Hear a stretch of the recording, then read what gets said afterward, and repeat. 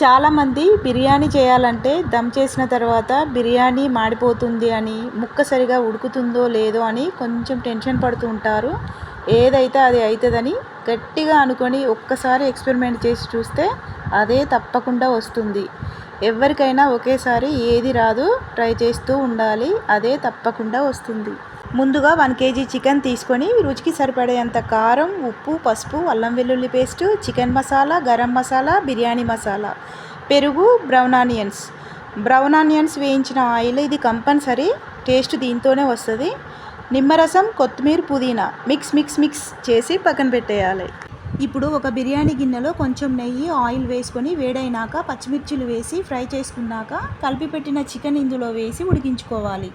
ఇప్పుడు కొంచెం ఇందులో ధనియా పౌడర్ వేసుకోవాలి. నేను అప్పుడు మర్చిపోయాను, అందుకే ఇప్పుడు వేస్తున్నాను. మరోపక్క రైస్ని ఉడికించుకోవాలి.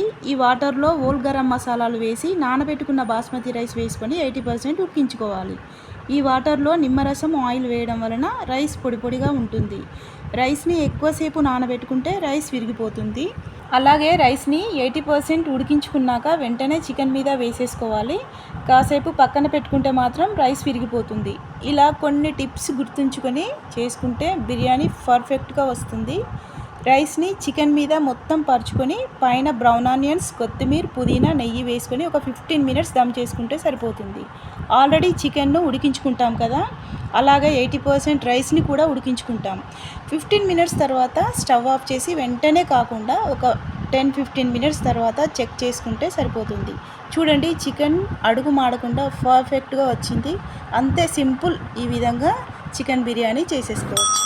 వీడియో నచ్చితే ఒక లైక్ చేయండి ఫ్రెండ్స్. Thank you.